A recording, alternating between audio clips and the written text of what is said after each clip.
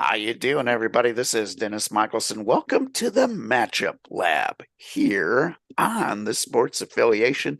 Dennis Michelson, John Bush, the fantasy professor, a real professor, back for another week of the Match Up Lab. And Professor, Yeah. week 11 is here. Folks only have 4 weeks to get ready for their fantasy football playoffs.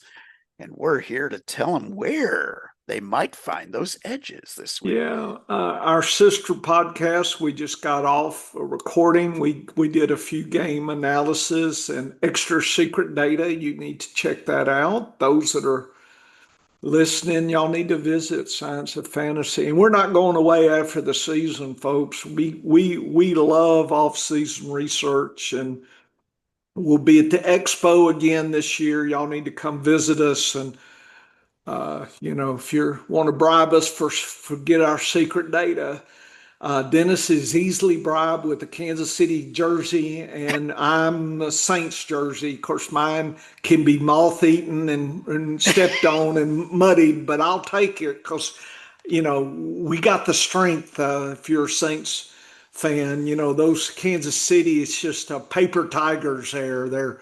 Their stuff here. I don't know. I'm ready for the Saints in their glory to come back. But anyway, come visit us at the expo. Check out the Science of Fantasy Football as well. So, Dennis, what you think about that?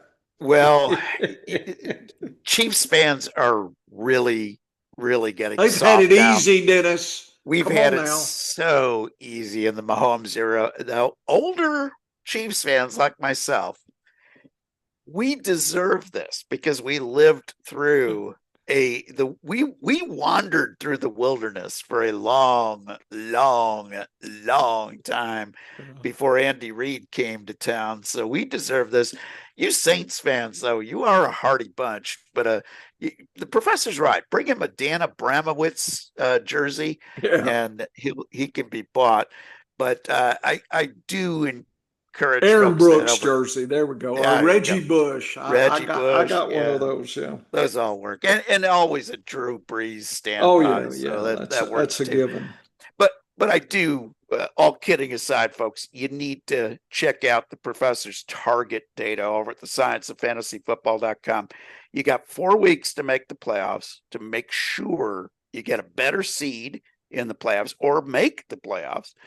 And the professor's target data as we work through the end of the bye weeks here is going to be so important for picking out those key final flex guys. It's the decision maker between those tough decisions, and there's And maybe so some much data. trades, Dennis, if people can still trade in Yes. their redraft. Yes. There may be some secrets there. Don't know, but you can look and see.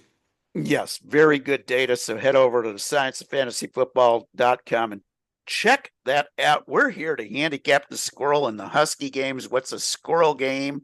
I know that sounds weird, but it is a very annoying, low scoring game where you want to be very careful who you pick and choose for your fantasy lineup from there. And then there are the high scoring, beautiful Husky games named after my dog, Ashton. She is a beautiful and fluffy Husky. And those games, you want to be considering starting every single player that you can, except for the punter. If you're in a punter points league, avoid the punter in the Husky games because they don't get a lot of work. But I don't know of anybody who's playing in a punter league this year, so I think you're safe. Well, let's look at the squirrels first. Houston, Tennessee, or we gonna do Baltimore, yeah, Cleveland? let's look at Houston, Tennessee, because that is definitely the squirreliest of the squirrel. 39. I Anytime. don't know if it's gone Oh, up. I doubt it has nope, much. nope. It's actually come down by 2. Wow, so it's 37? 30's actually by a point and a half, 37 and a half now is what Wow. they're saying. And the Wow. spread has come down to 5.5. So they're at least consistent Yeah. on dropping things. Yeah. And I wonder if that's a case of Stroud being out again. Out again, yeah. Yeah. So Houston 26, maybe 24, Tennessee 12, maybe. The two or three field goals. The defense against position, the DAPs, Houston's playing away. They play Tennessee. Tennessee is pretty easy in some ways. As far as Woody Marks, it looks like it's a play Woody Marks everywhere you can week. RB is easy. Dalton Schultz, I've been streaming him all time. If I've got a better choice, then I'm playing him. But if not, I'm probably playing him. Houston is a very viable streaming D this week, and even the kicker can be played. Looks like the quarterback and the wide receivers. I mean, you got to play Nico, but I don't know if I'm getting deep past that at this point for Houston. No. Tennessee, I don't know what they're going to do with Schubert and Rico. I don't know if it's going to help because if they're, as behind as they could be. Well, those guys are Tennessee. It's going to be all about Pollard and I'm sorry. Spears. Yeah, Pollard I and got Spears. So Carolina on the brain because the yeah, evil Panthers. We hate Panthers, Falcons, and Tampa Bay if you're a Saints fan. So they're that's on my good reason mind. to good grips to hate. Yeah, good. And so I don't know quite how to do it. The DAPs say play nobody, don't play Yeah. yeah. Tennessee is at home, but Tennessee has been one of the worst in points, speed, and yards. They just don't produce anything. 19, Dennis. That's bad for efficiency. They do like their home, so they're bad, but they're least bad at home. 46% better, whatever that means for Tennessee's level. But they're still below average for the league in passing and rushing. So even if they're better at home, they're still below league average in doing anything. So that's sad. Houston, 40, which is, twice Tennessee. It's a little bit, I think Vegas is aware of that. Houston away is all about the passing, Dennis, 3% better. Look at the rushing. So it's exactly opposite what Tennessee's going to give them. So I think Woody Marks is going to feast a little bit here. And it wouldn't surprise me. He's in the running for 2 touchdowns. At least, of course, I own like about 1 million shares of him. So this is me needing some Woody Marks here. So I do not need, I need some strong Woody Marks activity this week, Dennis. And I think you're going to get it. And I wouldn't even be surprised if Houston can get a lead in this game. And Davis Mills was actually very good last week. He actually posted a better fantasy football score than Stroud has in all but one game this season. So, boy, I'd hate to be Stroud seeing that. Yeah. Oh, yeah. So I think Mills is going to be okay. It was going up against Jacksonville, which defensive wise, I think they might even be a little better than Tennessee. So I'm looking at that saying, I think Houston's going to get theirs. I don't think they're going to need to score 26.5 to beat Tennessee because that Houston defense is for real, folks. This is a defense that has been really stingy and seems to be getting better at being stingy. So I like Houston in this. I like the under. I agree with you. I would play Woody Marks for sure if you got a spot start Davis Mills because you've had injuries or whatever. He's not going to kill you. I don't think he's going to give you a big game like he did last week, but he's not going to be awful. Nico Collins is an automatic start, and everybody else, including the rookie wide receivers, even Christian Kirk and even Schultz, you got to be looking for another option. Tennessee, if you got to start anybody from Tennessee this week, go into it with low expectations. This would not shock me if it was a 17-0 shutout. Wow. That's that's kind of what I'm looking at is low scoring. So I like the under, and I like Houston to cover that 5.5, even with Mills at quarterback. Let's look at another squirrel. Let's look at that Baltimore Cleveland game, because I think this is also a great illustration of when you have a big spread, how do you react to it with fantasy football? Yeah, 8.5 points, 41. Vegas says, how much can Baltimore score? I don't think they need to score a lot. I think 24 will do it. I don't think 29. I mean, that's almost 30. I don't know. Don't know if Baltimore. I don't know if Baltimore runs it up. We haven't seen Lamar the whole time, so I don't know. Baltimore, though, Cleveland's got a tough run defense. They're tough against the quarterback, are a little bit weaker against the wide receivers and tight ends. Baltimore, this is weird to say, you can stream them because Cleveland, I think, turns it over. So that's a strange situation here. Baltimore's away and it faces a tough Cleveland as far as rushing. So I don't know about uh, you know, what's going to happen with the King here. You can't set him. He's not a Kamara, but I don't know, Dennis. King Henry, you can't sit him, but still, I don't, he's gonna have to work hard to get him a touchdown here.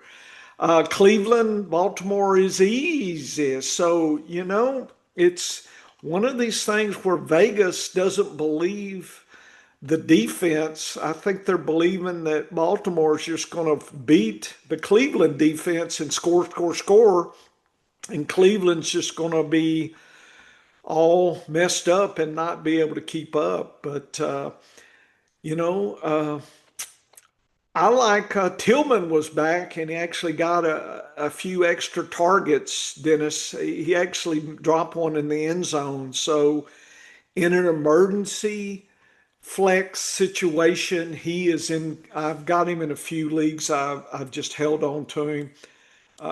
Just in emergency, if I have nobody else, no other breathing targets, he's somebody I'm looking at. Him in like the Arizona Dortch Wilson kind of level.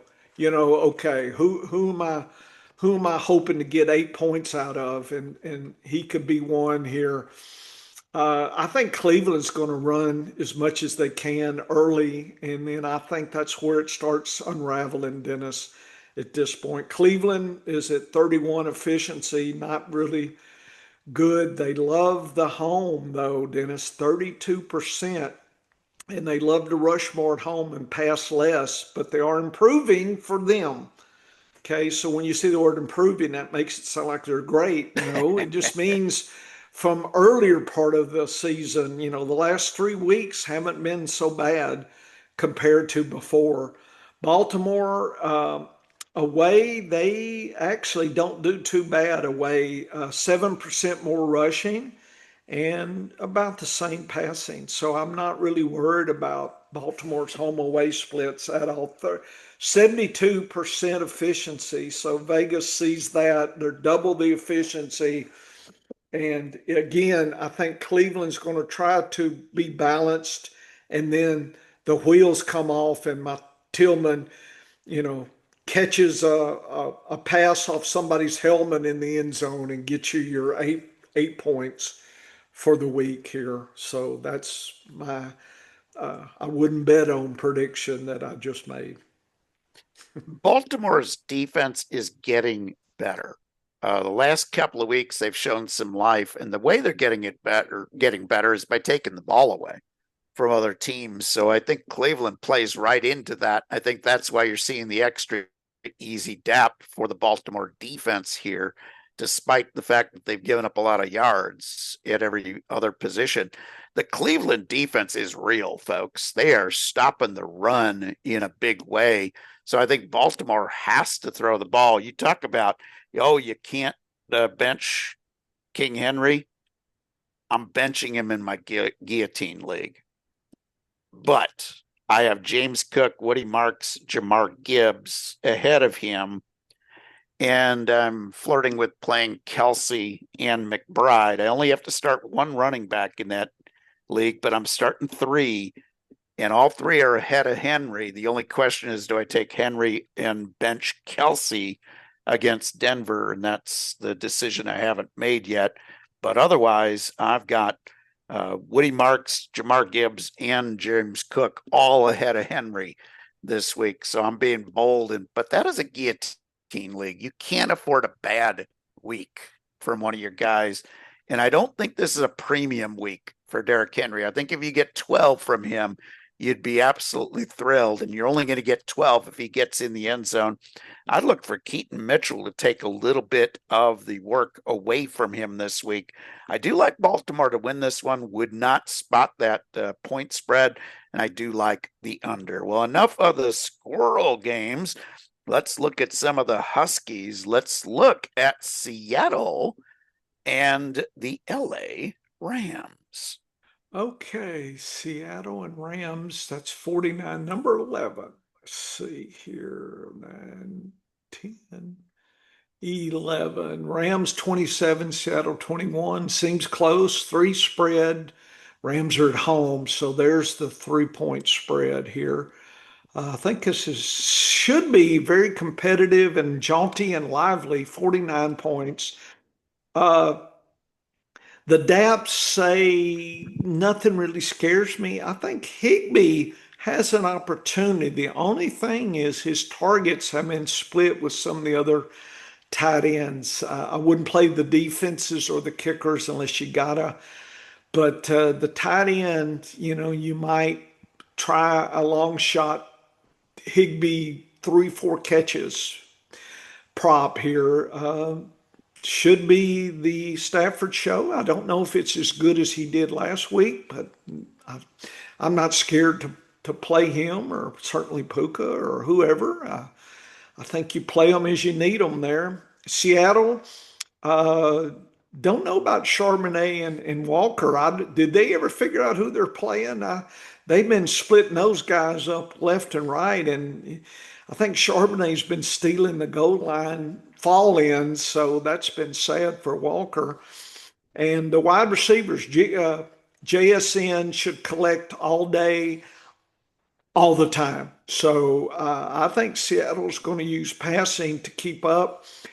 The Seattle Barner or some of the other tight ends, that's the only thing with him is they've been splitting with the tight ends as well. So maybe this is a long shot tight end parlay that I like. Put Higbee and Barner together for 3 catches each parlay. I don't know if you can do that. I wouldn't play the kickers or the D there at all. Rams has been 74 scaled efficiency, pretty good. They are at home, and Dennis, they love away actually, but at That is home crazy. they're all about the passing. Yep. They're a weird team that way. They're improving. Oh, this is San Francisco. My bad. So that means what are you doing? My dog's going crazy. And so I'd have to check my data here, Dennis. I think this is I bet I messed up Seattle and Frisco. So wherever Seattle's data was, I'm glad we went through this. I'll have to correct this maybe. Let's see. That was game 10. My dog's like he's being beat down there, like he's in chains here. Yeah, see, look, I did Oh, yeah. yeah, Yeah. Seattle here. Yep. Seattle, they love the home. Oh, what he's barking. Uh, throw him a toy, see if he'll wake up. Seattle loves to rush and doesn't love to pass at home, but don't know what my dog's doing. So I'll let you talk. I'm gonna see what my dog's doing. Yeah, and Seattle being on the road in this one, I'm a little bit worried about them.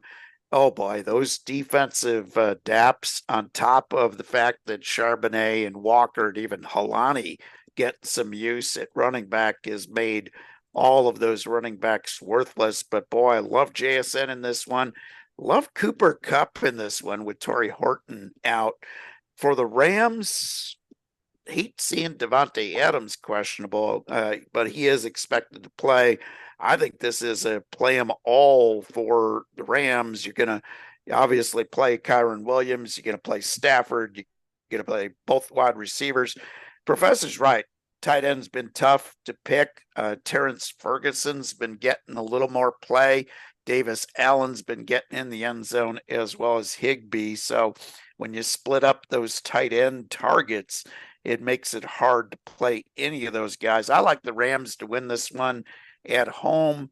I especially like the over in this one. Sam Darnold has been an interesting character this year, and he's been very hard to predict when he has a bad week. I don't think this is going to be a bad week for Darnold. I don't think he's getting a matchup that's going to really hurt him. And so I look for him to have a bounce back game. He's had two really bad games this year, and the rest have been very good. He's got 3 games that have been above median, 2 games have been well below. But I think it's a good week for Sam Darnold. So I wouldn't be afraid to start him if you have to, especially as your QB2 in a super flex. So Rams and the over in this one. The last of the Husky games is the huskiest of the Husky, and it's on Monday Night Football, Dallas and Vegas. 28-21, 3.5 point spread. I think because Dallas's D has been so easy to push over, that's why they're giving Vegas actually a chance to beat Dallas. How about that? Only 3 points, 50. Dallas, I think there's nothing that scares them. I do hate to see that the Vegas plays the tight end tough. Don't like that for Ferguson. Dallas is streamable because Vegas turns it over. That's the only reason is you're hoping for pick six and turnovers. But if you need a streamer, Dallas is break glass in emergency.